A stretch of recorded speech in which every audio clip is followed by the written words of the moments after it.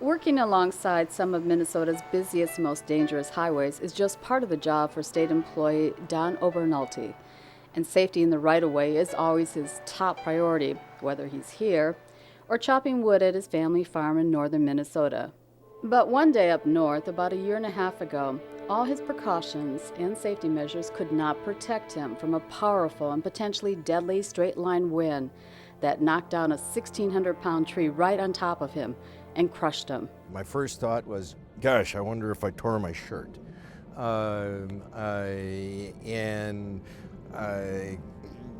Then you get into more serious thinking, like, oh, wait a minute, I can't move, I can't get up. I've never seen the bottom of my boot before when I've had my foot in it. This isn't right, and I'm having trouble breathing, and oh wow, it hurts a lot. Fortunately, his nephew was there and somehow lifted the tree off his uncle. In his adrenaline rush, he was able to lift the tree off of me, which, he'd reflect to you, well, geez, Uncle Donnie, it didn't seem that heavy. A 60-foot long tree that's 16 inches in diameter is a lot to lift. His injuries were extensive and life-threatening. Whether I would live or not was in question for quite a few days. And they had a really difficult time getting my lungs to reinflate. He spent nearly 3 weeks in an intensive care unit in an induced coma and underwent several surgeries at a Twin Cities trauma center. It feels like a long time has occurred, but nonetheless, your last memory is of getting crushed by this tree, and when you're coming out of it, now you can't do anything. Fortunately, Don came to Bethesda Hospital, one of only 2 long-term acute care hospitals in Minnesota, where they helped him rebuild his life. That first day, he was, hospitalized. He still had the trach in. He was non-weight bearing on the one leg, couldn't use his left arm. His shoulder was broken. So the first day we didn't get up, but I kind of prepped him and said, tomorrow this is the plan. We're going to get up into a chair. And he was excited but nervous about the whole thing. So, like this Bethesda patient, his therapist worked with him for 6 weeks, helping Don get back on his feet. Because the tree fell across him at an angle, it got both sides. So he got his left arm and ribs and shoulder, and then his right ankle got crushed, basically. So he kind of had 2 limbs to work with, and they were opposite limbs, so that was kind of tough. He wasn't able to use them very well because of weight bearing. You can't use both arms, or you can't use both legs. It was kind of tough. So I had to learn to feed myself. I couldn't clean myself. I couldn't talk when I got here. The first time Don went outside the hospital, a cardinal singing from one of these trees at Bethesda's therapeutic gardens caught his eye and inspired him. The cardinal became his symbol of hope and cheer.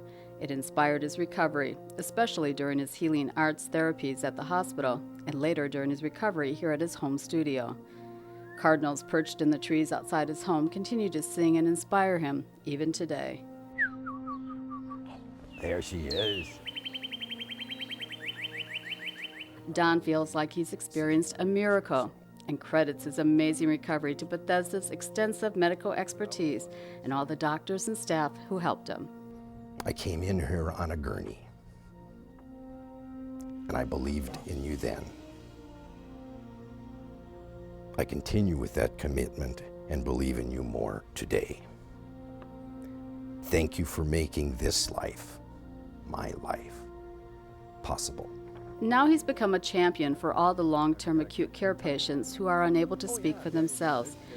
He's speaking up about the critical importance of long-term acute care hospitals like Bethesda, whose future is threatened by federal and state budget cuts.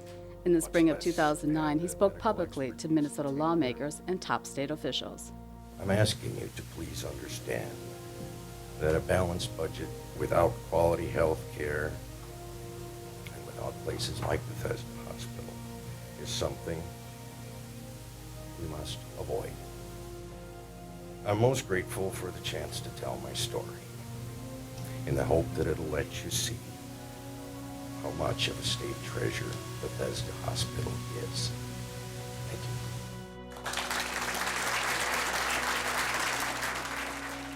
His new ergonomic furniture and state-of-the-art workstation that he designed has helped him get back to work.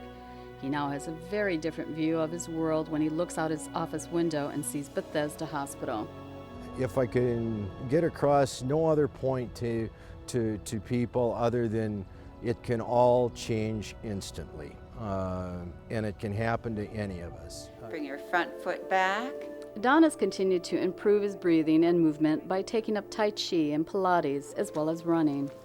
Just 1 year after his accident, he was healthy enough to run in the Twin Cities Marathon 5K with his therapist, Janice Briggs. Somehow it seems fitting that the race started and finished right in front of his office and in the shadow of Bethesda Hospital. Don continues to run regularly with his son Ben, and like the Cardinals he admires, Don is strong, fearless, and determined. I've experienced a special gift here, that I'm getting a second chance at active living when I'm not sure why sometimes, but I think, telling this story, this is part of it.